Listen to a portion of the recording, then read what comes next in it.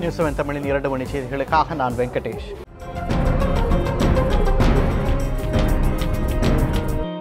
தமிழக அரசின் இணையதளத்திலிருந்து அமைச்சர்களின் தொலைபேசி எண் மின்னஞ்சல் முகவரிகளை நீக்கியதை எதிர்த்து தொடரப்பட்ட வழக்கில் அரசு விளக்கமளிக்க சென்னை உயர்நீதிமன்றம் உத்தரவிட்டுள்ளது. தமிழக அரசின் இணையதளத்திலிருந்து அமைச்சர்களின் தொலைபேசி எண்கள் மின்னஞ்சல் முகவரிகள் திடீரென கடந்த மாதம் 21ஆம் தேதி நீக்கப்பட்டன. இதை எதிர்த்து மதுரை மத்திய தொகுதி திமுக எம்எல்ஏ பழனிவேல் தியாகராஜன் சென்னை உயர்நீதிமன்றத்தில் மனு தாக்கல் செய்திருந்தார். அதில் மக்களுக்கு அரசின் செயல்பாடுகள் குறித்து தகவல் வழங்கும் ஆதாரமாக அரசு இணையதளம் விளங்குவதாகவும் எக்காரணமும் தெரிவிக்காமல் அதிலிருந்து விவரங்களை நீக்கியது சட்ட விரோதமானது எனவும் அந்த விவரங்களை மீண்டும் இணையதளத்தில் பதிவேற்றம் செய்ய உத்தரவிட வேண்டும் எனவும் கூறியுள்ளார். இந்த மனு தலைமை நீதிபதி இந்திரா பானர்ஜி தலைமையிலான அமர்வு முன்பு இன்று விசாரணைக்கு வந்தது. அப்போது நீதிபதிகள் இணையதளத்தில் பதிவேற்றம் செய்யப்பட்ட விவரங்கள் தொழில்நுட்ப பிரச்சினை காரணமாக நீக்கப்பட்டதா அல்லது வேறு ஏதாவது காரணத்திற்காக நீக்கப்பட்டுள்ளதா என கேள்வி எழுப்பினர். அப்போது அரசு தரப்பு வழக்கறிஞர் இந்த விவகாரம் குறித்து அரசின் கருத்தை அறிந்து தெரிவிப்பதாக கூறினார். இதனை ஏற்றுக்கொண்டு அவகாசம் வழங்கிய நீதிபதிகள் இந்த வழக்கு விசாரணையை வரும் 21ஆம் தேதிக்கு ஒத்திவைத்தனர். தமிழகத்தில் ஒருங்கிணைந்த புதிய ஜவுளி கொள்கை உருவாக்கப்படும் என தமிழக முதலமைச்சர் எடப்பாடி பழனிசாமி தெரிவித்துள்ளார். தேசிய கைத்தறி தின விழாவையொட்டி சென்னை கலைவாணர் அரங்கத்தில் தமிழக அரசு சார்பில் விழா நடைபெற்றது. இதில் பங்கேற்று பேசிய முதலமைச்சர் எடப்பாடி பழனிசாமி தமிழகத்தில் விவசாயத்திற்கு அடுத்தபடியாக கைத்தறி தொழில் விளங்குகிறது என தெரிவித்தார். கைத்தறி ஆடைகள் மூலம் மக்களுக்கு தேசபக்தி எழுச்சியூட்டப்பட்டதாகவும் கைத்தறி தொழிலாளர்கள் வாழ்வாதார மேம்பாட்டிற்கு இலவச வேட்டி சேலை திட்டத்தை தமிழக அரசு செயல்படுத்தி வருவதாகவும் இது தவிர அவர்களின் நலனை காக்க ஒருங்கிணைந்த ஜவுளி கொள்கை உருவாக்கப்படும் என்றும் தெரிவித்தார்.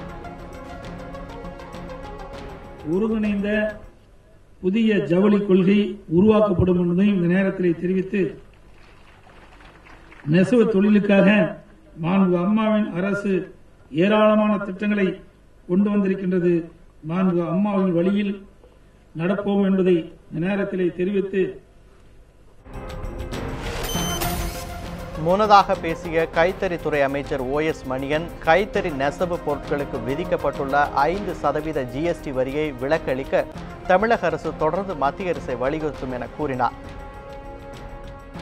பல்வேறு நலத்திட்டங்களை மாண்பு அம்மாவின் அரசு கைத்தறி நெசவாளர்களுக்காக நடைமுறைப்படுத்தி வருகிறது. ஜவுளித்துறையில் தமிழகத்தின் ஏற்றுமதி இந்த ஆண்டு ரூபாய் 50,000 கோடியை எட்டும் என்று எதிர்பார்க்கப்படுகிற ஒன்றாக இருக்கிறது.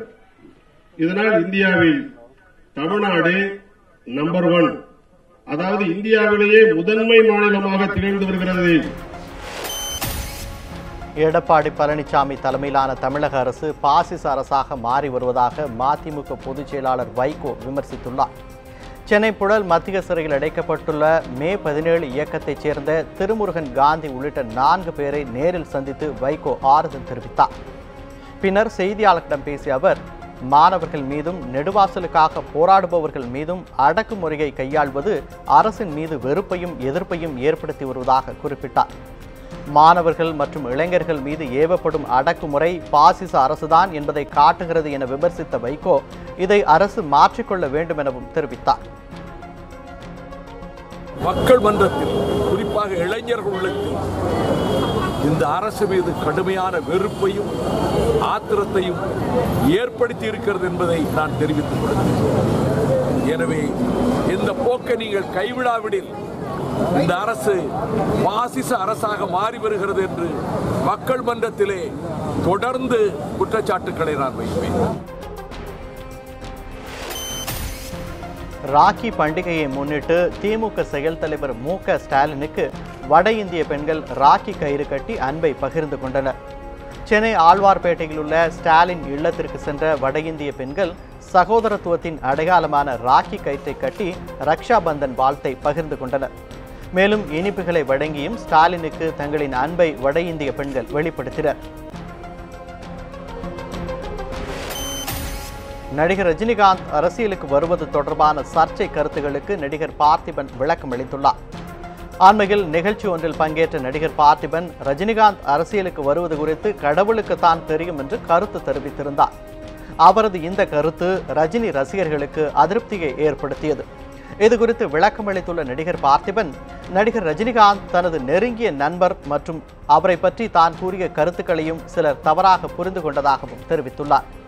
வழக்கமான தனது நகைச்சுவை கலந்த பாணியில் தெரிவித்த கருத்து தவறாக எடுத்துக் கொள்ளப்பட்டு விட்டதாகவும் பார்த்திபன் விளக்கமளித்துள்ளார். நடிகர் ரஜினிகாந்தும் கமல்ஹாசனும் அரசியலுக்கு வந்தால் நிச்சயம் ஆதரிப்பேன் என்றும் அந்த நாள் விரைவில் வர வேண்டும் என்று ஆண்டவனை பிரார்த்திப்பதாகவும் நடிகர் பார்த்திபன் தெரிவித்துள்ளார். சென்னை OMR சாலையில் கொள்ளை முயற்சியின் போது வடமாநில IT ஊழியர் மர்ம நபர்களால் கொலை செய்யப்பட்டுள்ளார். கண்ணகி நகரில் வசித்து வந்த சுதீப்நாத் என்ற இளைஞர் காரப்பாக்கத்தில் உள்ள மென்பொருள் நிறுவனத்தில் பணியாற்றி வந்தார். வழக்கம் போல பணியை முடித்துவிட்டு வீட்டிற்கு திரும்பிய அவரை ஆட்டோவில் வந்த மர்ம நபர்கள் வழிமறித்து கொள்ளையடிக்க முயற்சித்ததாக கூறப்படுகிறது. இதையடுத்து சுதீப்நாத்தை கத்தியால் குத்திய அவர்கள் அங்கிருந்து தப்பிச் சென்றனர். மருத்துவமனை கொண்டு செல்லப்படும் வழியிலேயே சுதீப்நாத் பரிதாபமாக உயிரிழந்தார். இதுகுறித்து கண்ணகி நகர் போலீசார் விசாரணை மேற்கொண்டுள்ளனர். காஞ்சிபுரம் மாவட்டம் மதுராந்தகம் அருகே நண்பர்களிடையே ஏற்பட்ட தகராறில் படுகாயமடைந்த நபர் சிகிச்சை பலனின்றி உயிரிழந்தார். மதுராந்தகம் பகுதியைச் சேர்ந்த குமார் மற்றும் ஜமீன் எண்டத்தூரை சேர்ந்த தனசேகரன் ஆகியோர் சுமை தூக்கும் தொழிலாளர்களாக பணியாற்றி வந்தனர். பணி முடிந்து இருவரும் மது அருந்திய போது இருவருக்கும் இடையே ஏற்பட்ட தகராறில் குமார் தனசேகரனை கடுமையாக தாக்கியுள்ளார். தலையில் பலத்த காயமடைந்த தனசேகரன் சென்னை ராஜீவ்காந்தி அரசு மருத்துவமனையில் சிகிச்சை பலனின்றி உயிரிழந்தார். இதனிடையே தப்பியோடிய குமாரை கைது செய்த மதுராந்தகம் போலீசார் அவரிடம் விசாரணை மேற்கொண்டுள்ளனர். வழியில் போகிறவர் வந்து ரெண்டு பேரும் சரக்கு அடிச்சு அவர் கேட்டு ரெண்டு பேரும் வாய் தகராகி குமார் என்பது குமார் வந்து எங்கள் சித்தவை கட்டையாலே அடிச்சிட்டாரு. அடிச்சோன்னா அதை சீரியஸ் ஆகி செங்கல்பட்டு இட்டு போயிட்டு அங்கே பார்த்து முடியாது சொன்னோன்னே GH இட்டு போய் அங்கே முடியாது சொன்னேன். ஆப்ரேஷன் பண்ணி செட் ஆகல சொன்னோன்னே இறந்துட்டார். முன்னாள் நிதியமைச்சர் சிதம்பரம் மற்றும் அவரது மகன் கார்த்தி சிதம்பரம் ஆகியோருக்கு எதிரான வழக்கில் நிதி அமைச்சக அதிகாரிகள் பாரபட்சமாக நடந்து கொள்வதாக கூறி பாஜக மூத்த தலைவர் சுப்பிரமணியன் சுவாமி பிரதமருக்கு கடிதம் எழுதியுள்ளார். இதுகுறித்து பிரதமருக்கு அவர் எழுதியுள்ள கடிதத்தில் நிறுவனத்திற்கு INX நிறுவனத்திற்கு முறைகேடாக அனுமதி வழங்கியதாகவும் அதற்கு மொரீஷியஸ் நாட்டிலிருந்து பணம் பெற்றதாகவும் கூறி கார்த்தி சிதம்பரம் மீது CBI வழக்கு பதிவு செய்துள்ளதாக கூறியுள்ளார். இந்த வழக்கில் நிதி அமைச்சக அதிகாரிகள் வழக்கை திசை திருப்பி முன்னாள் நிதியமைச்சர் சிதம்பரம் மற்றும் அவரது மகன் கார்த்தி சிதம்பரம் ஆகியோரை காப்பாற்ற முயற்சி செய்வதாக சுப்பிரமணியன் சுவாமி குற்றம் சாட்டியுள்ளார். இருவரும் முறைகேடாக பணம் சம்பாதித்து 14 நாடுகளில் 21 வங்கி கணக்கு வைத்திருப்பதால் அவர்கள் மீது கருப்பு பண தடுப்பு சட்டம் மற்றும் பினாமி சொத்து தடுப்பு சட்டம் ஆகியவற்றின் கீழ் வழக்கு பதிவு செய்வதற்கு பதிலாக நேரடி வரிகள் வாரியத்தின் உயர் அதிகாரிகள் அவர்களை காப்பாற்ற முயற்சிப்பதாக கூறியுள்ளார்.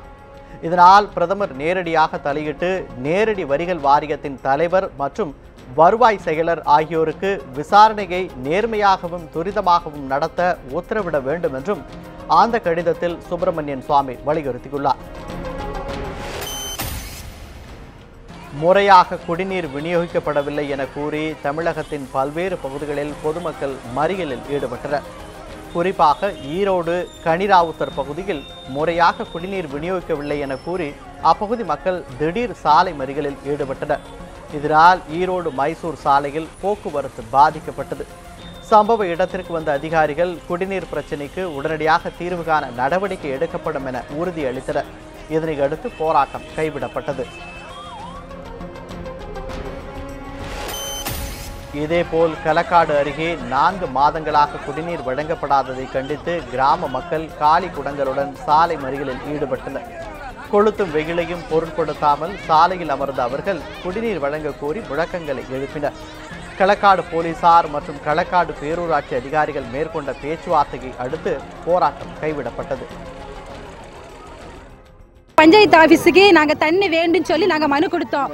கொடுத்து 4 மாதம் ஆச்சு, இன்னும் எங்களுக்கு தண்ணி வரல, எந்த பதிலும் வரல. ஆனால் ஒரு லேடி வந்துட்டு மட்டும் பார்த்துட்டு போனாங்க, இது வரைக்கும் வரல. நாங்கள் மனு கொடுத்து என் தகவலும் கிடைக்கல. இப்போ நாங்கள் எங்கள் கிராமத்து மக்கள் ஃபுல்லாக அவதிப்பட்டு இருக்கோம். எங்களுக்கு என்னன்னு தண்ணி வேணும். திருவண்ணாமலை மாவட்டம் செங்கம் அருகே குடிநீர் கேட்டு காலி குடங்களுடன் மறியலில் ஈடுபட்டவர்களுடன் பேருந்தில் பயணம் செய்தவர்கள் வாக்குவாதத்தில் ஈடுபட்டனர். இதனிடையே பக்கிரிப்பாளையம் பகுதிக்கு குடிநீர் தட்டுப்பாடு ஏற்பட்டுள்ளதாகவும் முறையாக குடிநீர் விநியோகம் செய்யப்படாததாலும் பொதுமக்களின் இயல்பு வாழ்க்கை முற்றிலும் பாதிக்கப்பட்டுள்ளதாகவும் அவர்கள் கவலை தெரிவித்தனர். தமிழகம் மற்றும் புதுவையில் ஒரு சில இடங்களில் வெப்பச்சலனம் காரணமாக இடியுடன் கூடிய மழை பெய்ய வாய்ப்பு இருப்பதாக சென்னை வானிலை ஆய்வு மையம் தகவல் தெரிவித்துள்ளது. கடந்த 24 மணி நேரத்தில் அதிகபட்சமாக வந்தவாசியில் 5 சென்டிமீட்டர் மழையும், மன்னார்குடி, திருப்பூரில் தலா 3 சென்டிமீட்டர் மழையும் பதிவாகியுள்ளது. சென்னையை பொறுத்தவரை வானம் மேகமூட்டத்துடன் காணப்படும் எனவும் தெரிவிக்கப்பட்டுள்ளது. மாலை அல்லது இரவு நேரங்களில் மிதமான மழை பெய்ய வாய்ப்புள்ளது எனவும் அதிகபட்ச வெப்பநிலையாக 37 டிகிரி செல்சியஸ் மற்றும் குறைந்தபட்ச வெப்பநிலையாக 27 டிகிரி செல்சியஸ் பதிவாகும் எனவும் தெரிவிக்கப்பட்டுள்ளது. தஞ்சை அருகே நடைபெற்ற மாவட்ட அளவிலான கபடி போட்டியில் சென்னை காவல்துறை அணி முதல் பரிசை வென்றது. தஞ்சை அருகே அமைந்துள்ள பொய்யுண்டார் கோட்டையில் இளைஞர்கள் மற்றும் கிராம மக்கள் இணைந்து 27வது ஆண்டாக கபடி போட்டி நடத்தினர். இதில் தஞ்சை, திருச்சி, புதுக்கோட்டை மற்றும் சென்னை உள்ளிட்ட தமிழகம் முழுவதிலும் இருந்து சுமார் 50 அணிகள் கலந்து கொண்டனர்.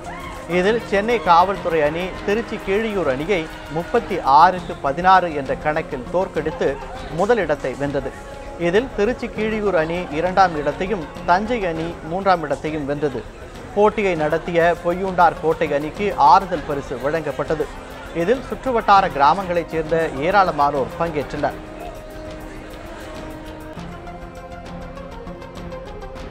இத்துடன் இந்த செய்தி அறிக்கை நிறைவு பெறுகிறது. அண்மை செய்திகளை தெரிந்து கொள்ள தொடர்ந்து இணைந்திருங்கள் நியூஸ் 7 தமிழ் தொலைக்காட்சியுடன்.